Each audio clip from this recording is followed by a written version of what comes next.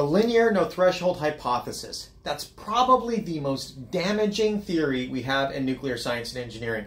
And it's probably not why you think. It's something completely different. Now let me explain. The linear no threshold hypothesis is simply that if you go from high doses to low doses, the probability of inducing cancer from radiation exposure is proportional to dose. Now, the problem here is that you only see that at high doses. At doses of 10 rem or more per year, will there be any statistically significant increase in cancer probability that we can observe? And 10 rem, that's actually a really big dose. And that's about what it takes just to get a fraction of a percent increase in cancer probability. Now, if you increase that all the way up to about 1,000 rem, the cancer probability linearly increases. And so unless you get a really, really big dose, your cancer probability is not going to increase a whole lot over just what's natural from, living on Earth and being a human. There's a certain probability of getting cancer naturally. So even at the large doses of many tens of rem, the probability of inducing cancer is really low. That doesn't mean that it doesn't terrify people. Even when you're below that, and that's the linear no threshold hypothesis. If it's linear from 10 rem and up, then if I extrapolate down to 0 dose, then it's still going to be linear. That's the linear no threshold hypothesis. And the problem is that is killing people. That sounds pretty crazy, right? How in the world could that be killing people? It is. And let me explain why. That dose of, say, 1 or 2 rem is enough to cause a government to issue evacuation recommendations. And that's what killed the people from Fukushima. It was the evacuation, the panicked evacuation to avoid those moderately small doses in the range of 1 or 2 rem. That killed people. To make it worse, if I go below that, I'm talking tens of millirem.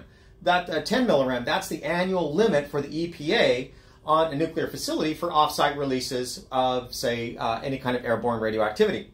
10 millirem per year. That terrifies people.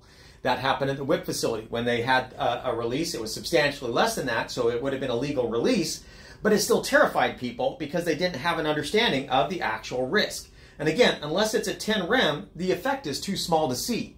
And when something is too small to see, you really got to wonder what's there, right? I mean, that's the kind of hokey pokey that people play, at least what I've heard, when they start to promote astrology, right? Well, the planets were there and they might be small, too small to measure, but that doesn't mean it's not there. Okay, I can't prove that it's not true, but that doesn't mean that I should be fearful if I don't follow my horoscope. Otherwise, I'm being fearful because of what the horoscope says.